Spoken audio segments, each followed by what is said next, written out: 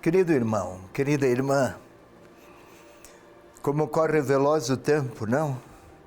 Já estamos aqui a gravar para a leitura orante do dia 5 de novembro.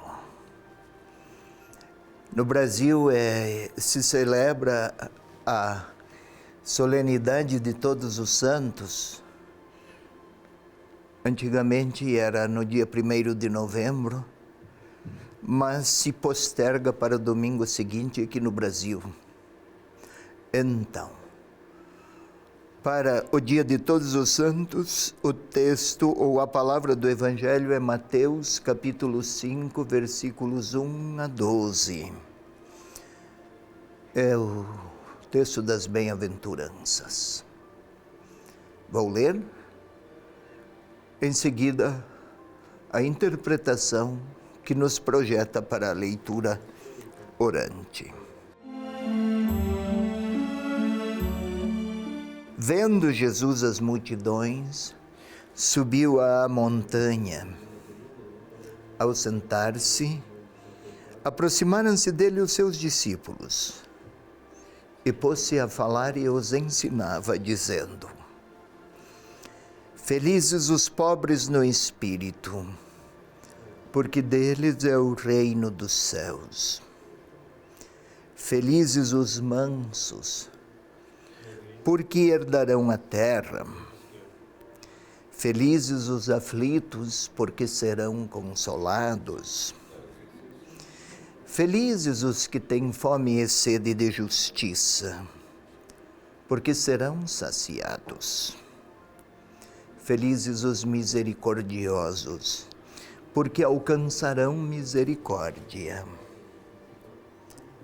Felizes os puros de coração, porque verão a Deus.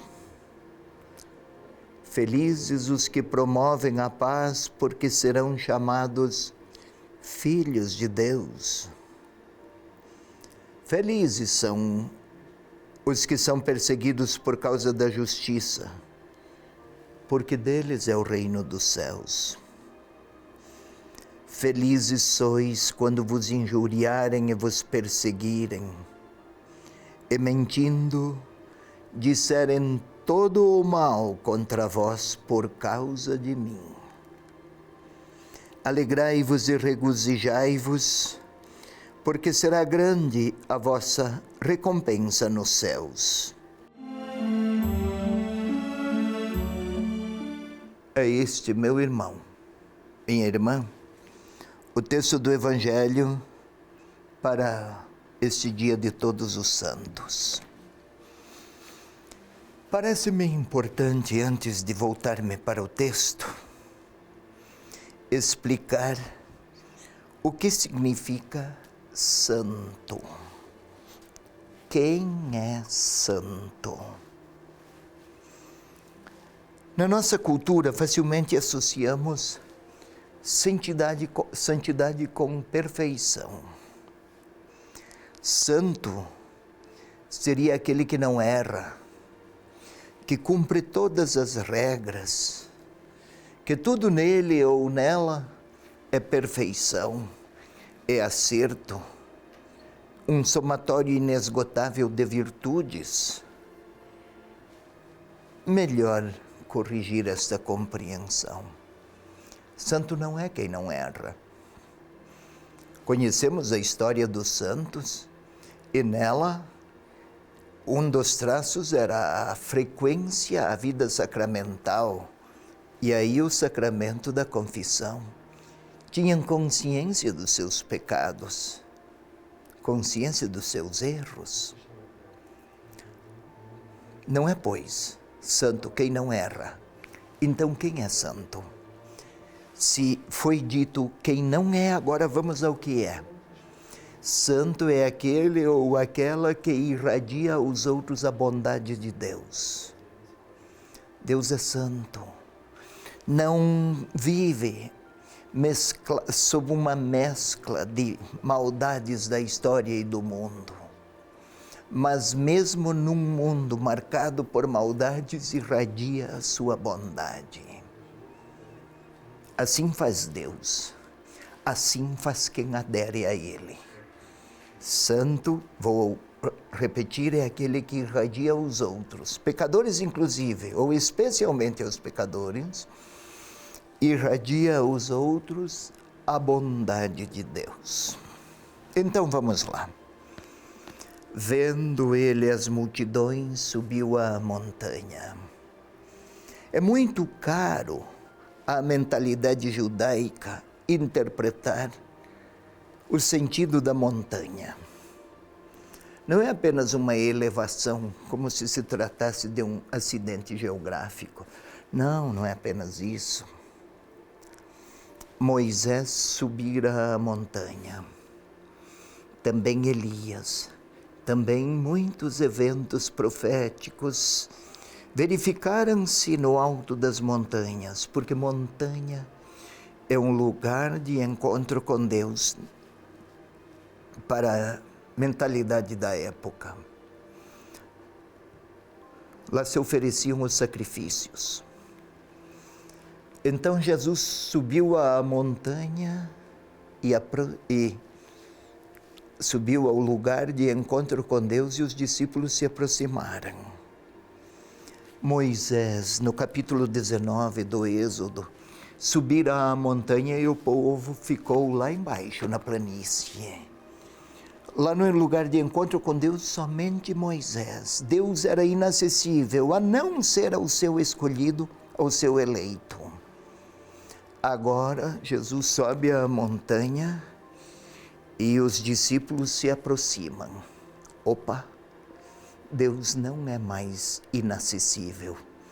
Lá onde houver discípulos que ouvem a voz do Senhor, isto está a dizer que Deus se fizera próximo e acessível.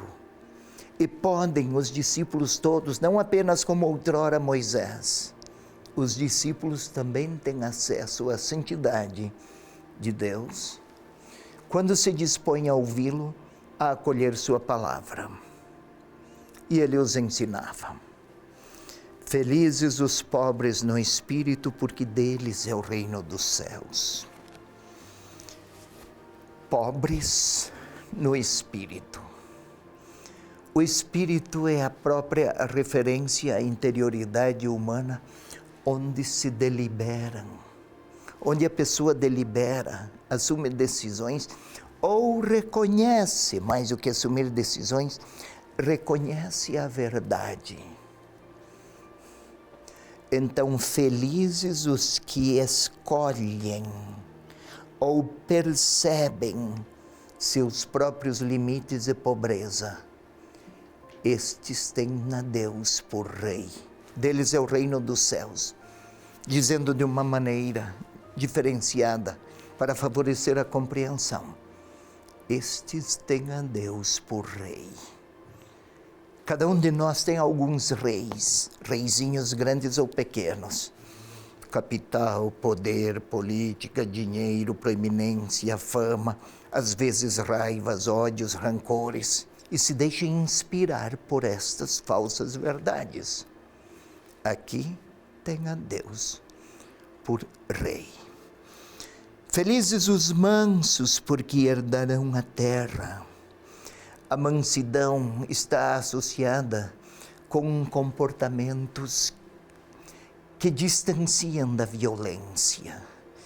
Os não violentos, poderíamos dizer, até no Antigo Testamento, até reações de um Deus poderoso e violento contra os inimigos era usual, mas agora com Jesus está ele a ensinar. Jesus os ensinava, assim diz o texto, ensina-os.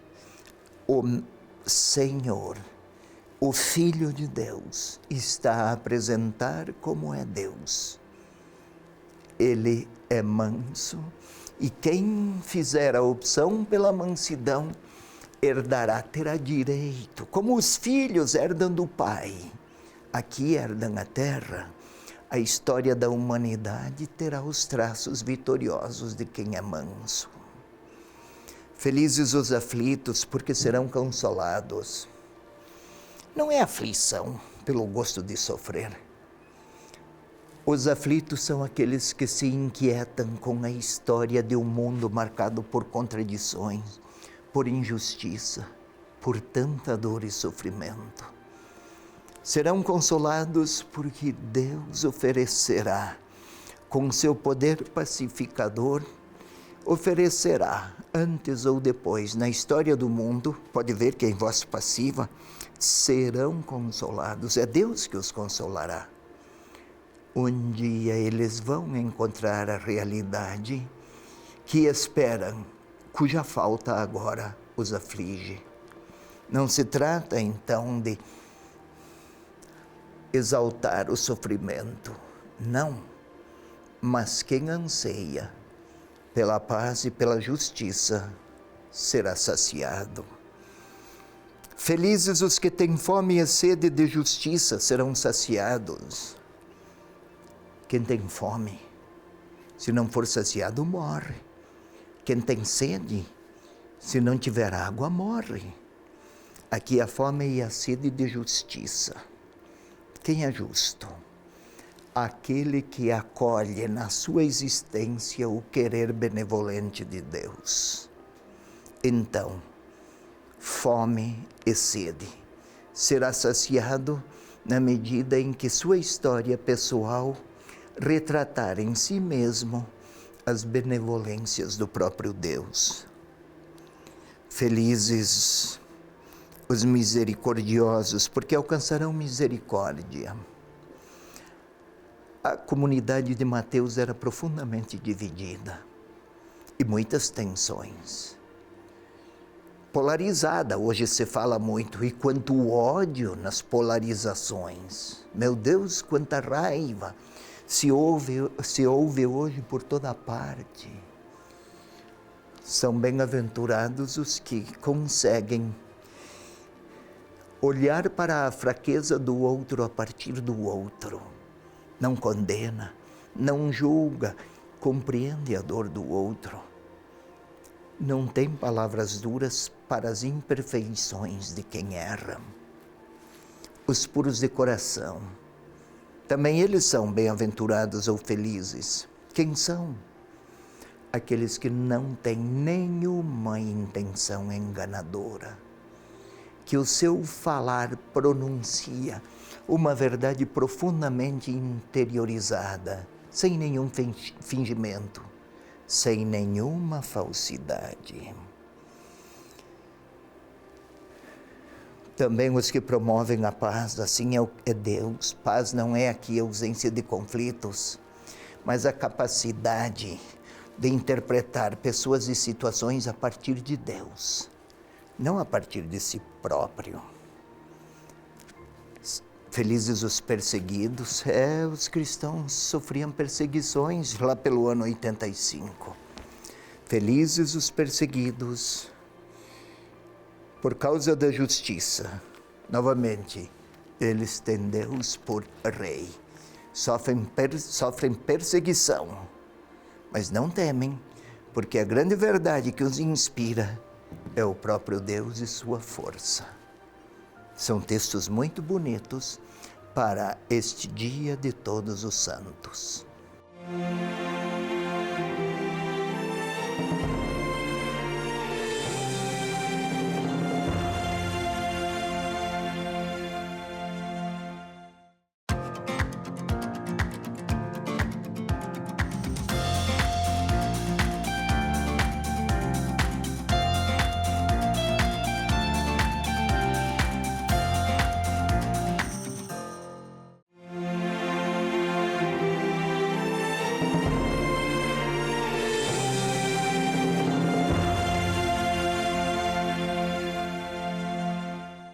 Passemos agora, querido irmão, querida irmã, a segunda parte da nossa leitura orante deste domingo, 5 de novembro. Aqui no Brasil é a celebração solene de Todos os Santos. Como expliquei, santidade não é A perfeição soberba de quem não erra é quem irradia a bondade de Deus. Mas para irradiar sua bondade é preciso também senti-la na própria interioridade.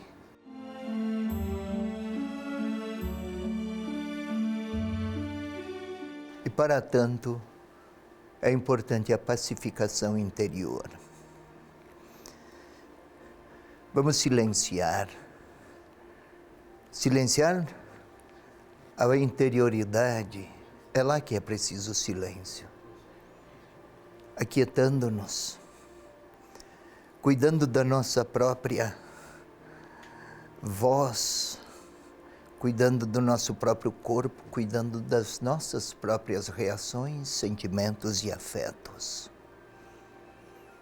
Queira respirar com profundidade, lentamente, como se cada lufada de ar fosse também um retrato físico do Espírito de Deus. Respira. Agora põe para fora o ar lentamente. Faça isso mais uma vez. Inspira.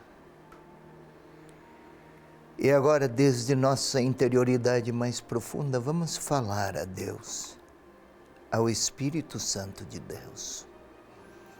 Vem, Espírito Santo, fonte de amor. És a força amorosa do Pai e do Filho. Impregna nossa interioridade, nossa inteligência, nossa sensibilidade, para que possamos olhar para os outros e para nós mesmos a partir dos olhos do próprio Deus.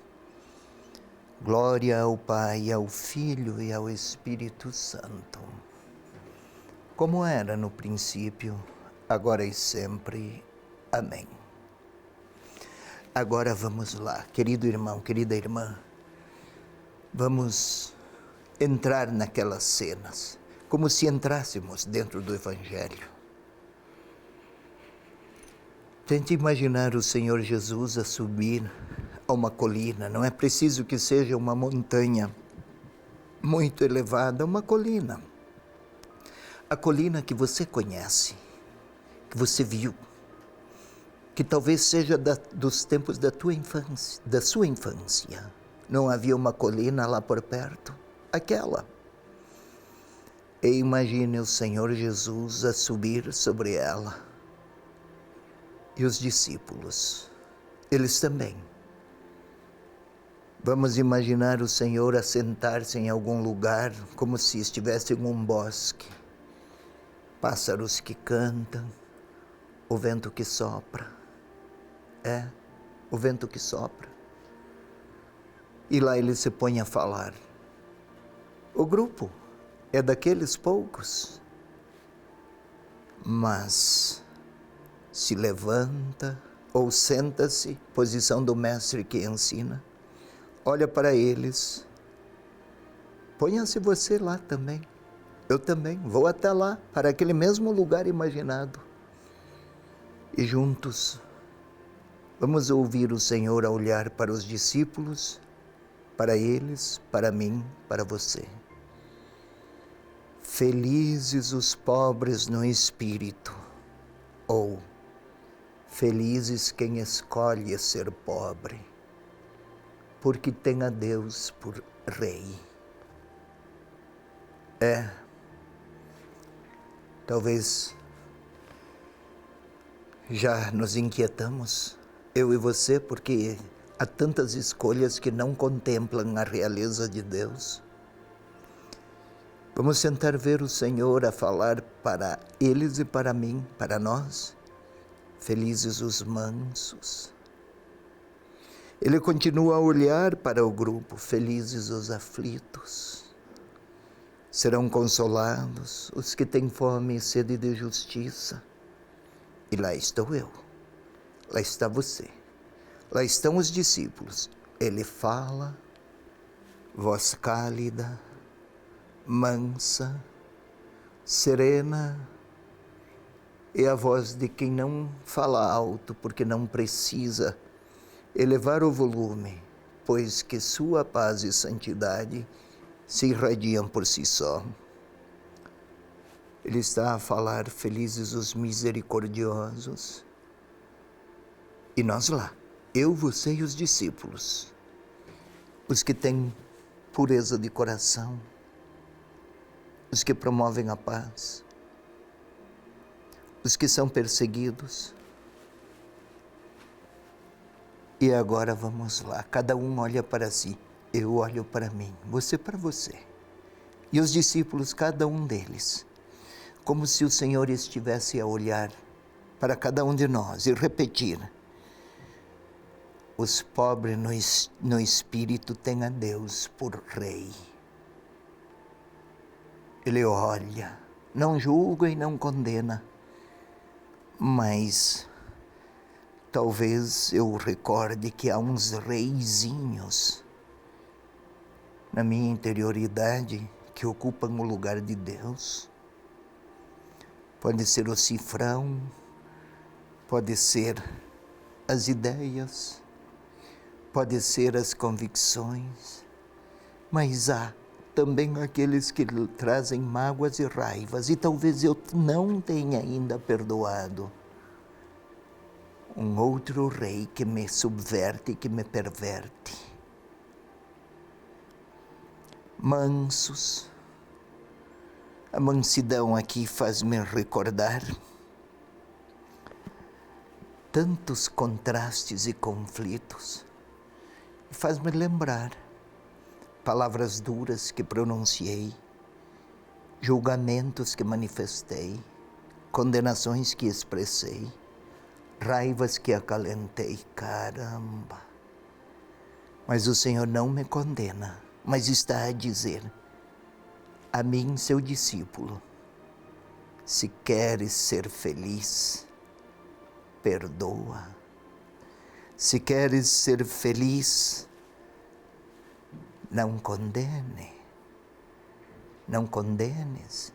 Se queres ser feliz, acolhe.